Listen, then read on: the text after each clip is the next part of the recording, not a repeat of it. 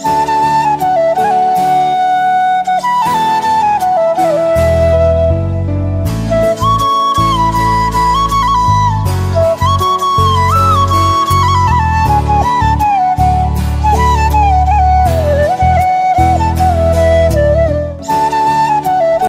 जी, राम राम जी। कैसे हो आप सब हैं? आशा करती हूँ आप सब अच्छे होंगे। तो जी आप सबका स्वागत है एक और नए व्लॉग में। और ये व्लॉग है कल का, यानी कि 29 जुलाई वार मंगलवार, और टाइम लगभग सुबह के 7 बज गए हैं। बच्चों की स्कूल जाने की तैयारी चल रही है और बस हमारी वही डेली की भागदौड़।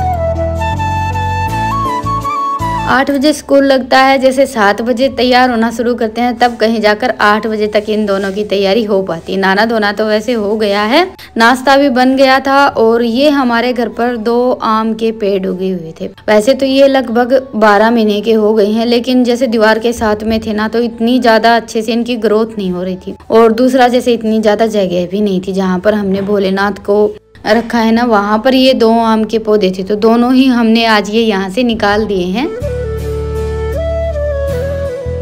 एक तो हमारे घर के सामने जहाँ पर जैसे जगह है काफी सारी, डेली आप सबको लोग मैं दिखाती ही हूँ, वहां पर लगा दिया, तो वो थोड़ा छोटा था। और दूसरा लगा दिया है कट्टे में। और ये देखिए, ये मैं खेत से बिच्छू बंटी लेकर आई थी, कई दिन पहले गई थी तब, और अभी काफी अच्छी इसमें ग्रोथ भी हो गई है।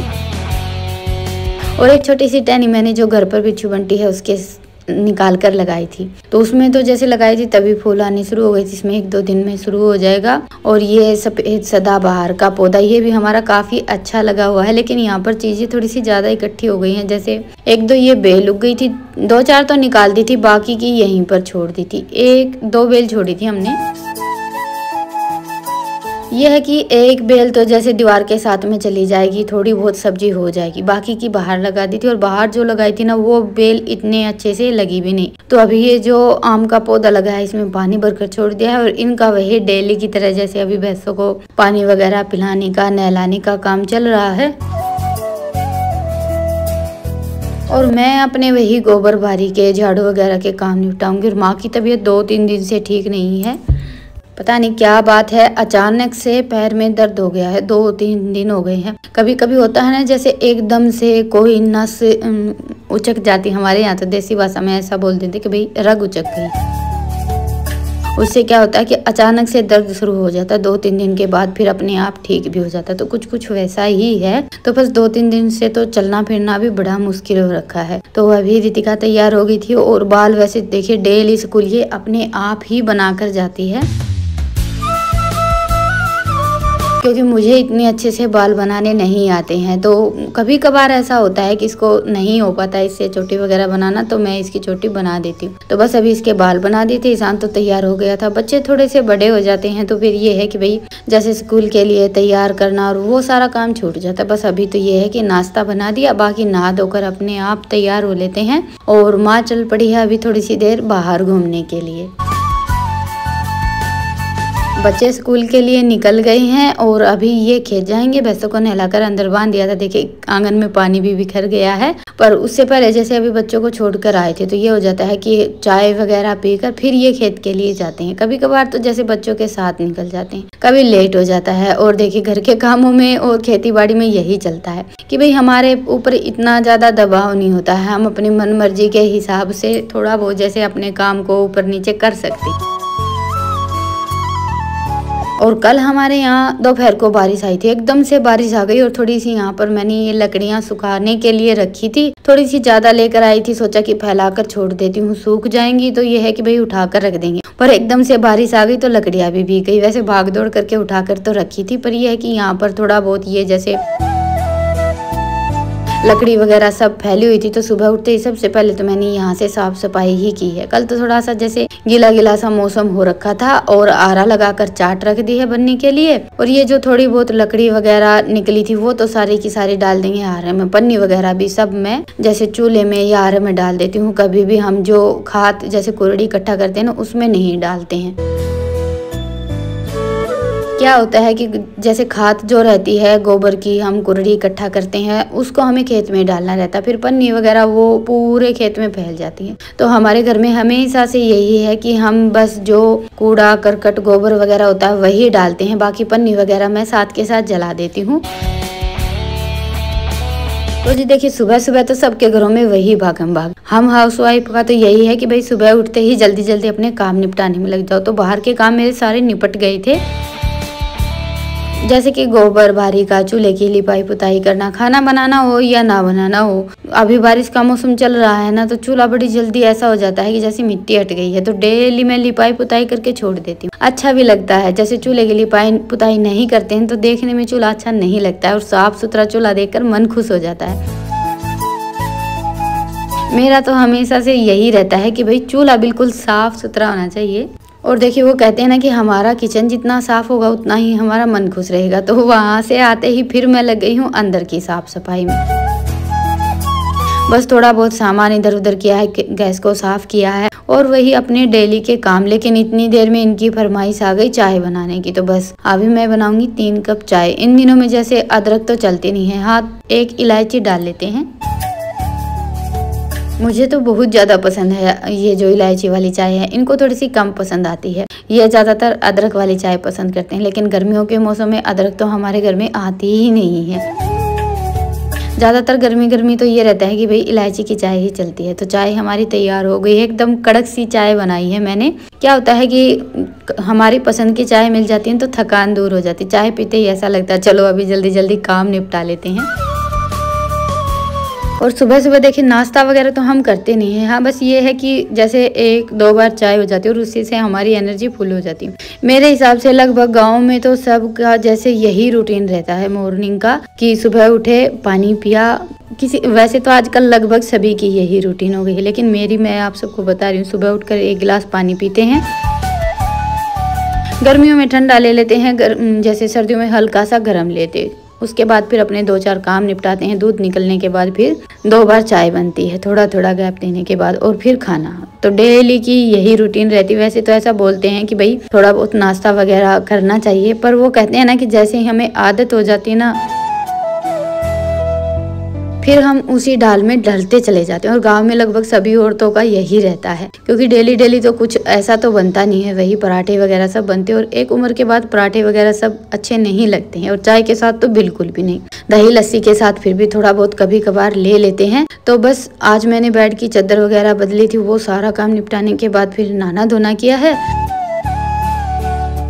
अपनी सुबह की पूजा करने के बाद फिर मैं लग गई हूँ खाने की तैयारी में। तो आज मैंने बनाई है अरबी की रसेदार सब्जी। और देखिए, कल जैसे तोरी की बनाई थी, कल परसों। और हमारे यहाँ क्या रहता है कि सबको थोड़ा सा पानी ज्यादा रहता है, वही सब्जी पसंद आती है। कुछ सब्जियां ऐसी होती हैं जो बिल्कुल सूखी बनती है। और देखिए, खाना बनाने के मामले में हमारी नहीं चलती है। घर में वही बनता है जो सबको पसंद आता है,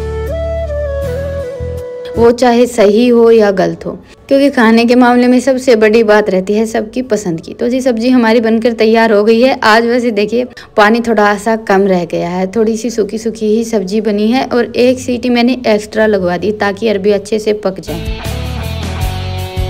आजकल अरबी कुछ ऐसी आती हैं कि जैसे एक फाक गली हुई मिलती है और एक ऐसी ही सब्जी फिर कच्ची पक्की सी हो जाती है। तो इसलिए मैंने 1 सीटी इसमें एक्स्ट्रा लगवा दी थी। सब्जी अच्छे से पक गई थी और आज खाने में भी काफ़ी अच्छी बनी हुई थी।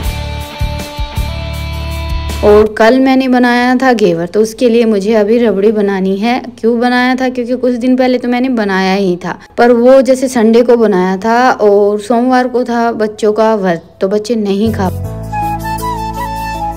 ईशांत का तो फिर भी ये रहता है कि जैसे मैं कुछ भी बनाती हूँ तो वो साथ के साथ थोड़ा बहुत खा लेता है। बाकी रितिका का थोड़ा सा जैसे खाने पीने के मामले में कम खाती है वो, तो उसको मैंने बोल दिया था क्योंकि अगले दिन उसका व्रत हो गया था, वो खा नहीं पाई थी बिल्कुल भी। और बाहर से जैसे दुकान से घेवर इस बार हमारे यहाँ आया ही नहीं, ज्यादातर तीज पर आता है, लेकिन हम तीज पर भी नहीं लेकर आए थे। तो बस मैंने कल भी बच्चों का व्रत ही था सोमवार का, तो कल मैंने रात को बना कर रखा था और आज सुबह सुबह मैं चाशनी रबड़ी वगैरह कुछ भी नहीं बना पाई, तो सोचा कि अभी बना कर रख देती हूँ, स्कूल से आने के बाद बच्चे खा लेंगे। तो ये मैंने कच्चा दूध ले लिया था, चाय का दूध रखने के बाद थोड़ा बहुत जो दूध बचा था ना, जैसे आधे किलो के आसपास तो ये दूध होगा ही। उसी में मैंने 3 बड़े साइज की जो ब्रेड रहती हैं वो डाली हैं, किनारे निकाल दिए थे। उसके बाद फिर सारी चीज़ों को मिक्सी में पीस लिया, हमारा काम झटपट बन जाएगा। और ये वाली रबड़ी भी है ना, खाने में बहुत अच्छी लगती है। साथ में इसमें स्वाद के अनुसार मीठा डाल दिया है और 2-3 इलायची डाल दी है। रबड़ी चाशनी वगैरह इन सब में देखिए इलायची तो जाती ही है।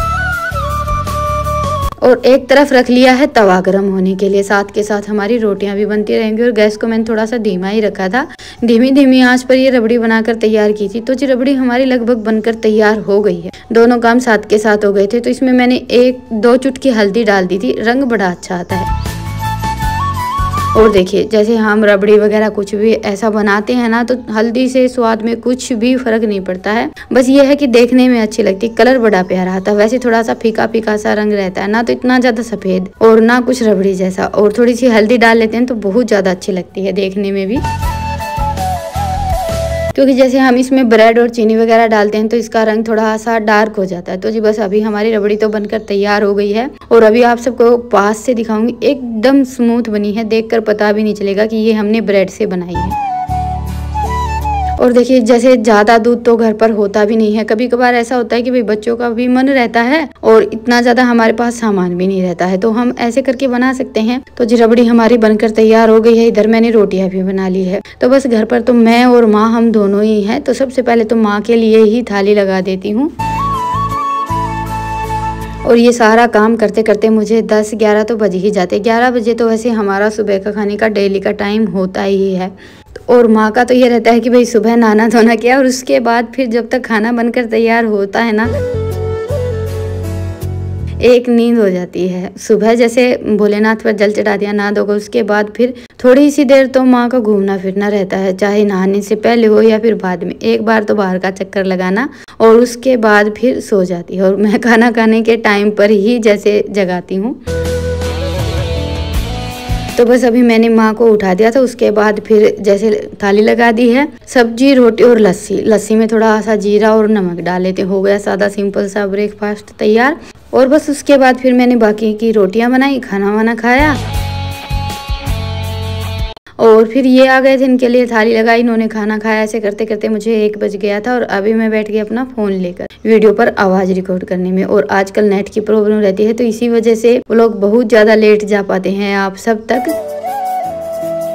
तो ये मैंने कल 4-5 घेवर बनाए थे। चलिए अभी इन पर हम रबड़ी और चाशनी लगा लेते हैं। रेसिपी मैंने आप सबके साथ घेवर की शेयर नहीं की, क्योंकि घेवर तो मैंने जैसे कुछ दिन पहले बनाया ही था, तब तो आप सबके साथ रेसिपी शेयर की ही थी। और वैसे भी देखिए मैं कोई हलवाई नहीं हूँ, बस ये है कि हमारा घर का काम चल जाए और बच्चे खुश हो जाएं, ऐसा बना लेते हैं। और स्वाद में तो कोई फर्क होता ही नहीं है, बल्कि घर की बनी हुई चीज़ें बाजार से भी ज़्यादा अच्छी लगती हैं। और तो सबसे पहले तो मैंने इनके ऊपर थोड़ी थोड़ी चाशनी डाली है। चाशनी थोड़ी सी कम डालते हैं, क्योंकि रबड़ी में भी मीठा रहता है, और अकेला चाशनी का बनाना रहता है तो थोड़ी सी ज़्यादा डाले थे। बाकी मैंने सिर्फ 2-2 चम्मच डाली थी, बच्चों ने ही मना कर दिया था। और अभी इसके ऊपर हम लगाएंगे काफ़ी सारी रबड़ी का जो घेवर रहता है, रबड़ी मलाई बोल लीजिए या फिर खोया ही हो जाता है एक तरह का, ये खाने में बहुत ज़्यादा अच्छा लगता है। बाकी सबकी अपनी अपनी पसंद भी होती है, जैसे कि इनको ये घेवर पसंद नहीं रहता है, तो इनके लिए मैंने 2 पीस ऐसे ही रख दिए थे, उन पर सिर्फ चाशनी डालेंगे। इनको जैसे जो घेवर के ऊपर का खोया रहता है ना, वो इतना ज़्यादा पसंद नहीं आता है। और इस बार के हमारे घेवर पिछली बार के घेवर से भी ज़्यादा अच्छे बने हैं। तो जी चलिए अभी लगा लेते हैं बच्चों के लिए झटपट से प्लेट। बच्चों के आने से पहले मैंने ये सारी तैयारी की थी, जैसे कि एकदम से लगाते हैं ना तो घेवर थोड़ा सा सख्त रहता है। लगाकर हम 5-10 मिनट के लिए रख देते हैं, उसके बाद फिर थोड़ा सा ये जो हमारा घेवर है नरम हो जाता है और खाने में भी अच्छा लगता है। साथ के साथ इतना अच्छा टेस्ट नहीं आता है। और कल परसों मैंने ये बादाम मंगवाए थे, तो साथ में थोड़े से ये बादाम भी डाल दिए हैं। तो जी घेवर तैयार है, आप सब बैठिए खाने के लिए। और बस अभी कर देते हैं इसके पीस कट। बच्चे स्कूल से आ गए हैं, थोड़ा सा नरम हो गया है मावा रखने के बाद। वैसे ही ये देखिए स्कूल से आते ही पहला काम बस पंखा चलाया। पंखा तो वैसे चल ही रहा, टीवी चलाया। दादी खाता है, इसमें बादाम पड़े खाओगे कितने दादी? कुछ ले खाती होती पे दिया जा केवल बाद में खाऊंगी। अच्छा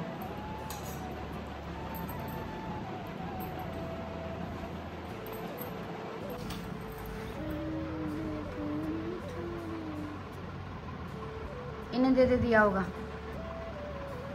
जा रहे तेरे साथ दिन दिया।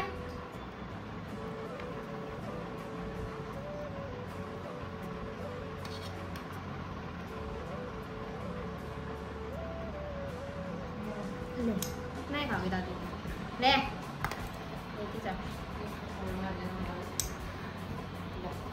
चम्मच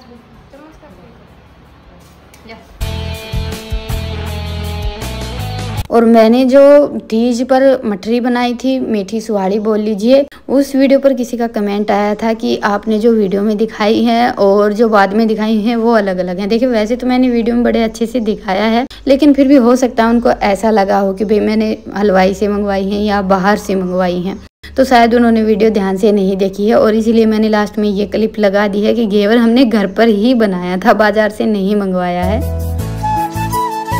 और इस बात का मुझे बिल्कुल भी बुरा नहीं लगा। हाँ, कहीं ना कहीं अच्छा लगा था कि चलो हमारी मट्टी इतनी अच्छी बनी थी कि देखकर ऐसा लग रहा था कि बाजार से मंगवाई है। तो चलिए अभी लेते हैं विदा, फिर मिलते हैं, तब तक के लिए राम राम। स्वस्थ रहें, मस्त रहें और वीडियो को लाइक और चैनल को सब्सक्राइब करें।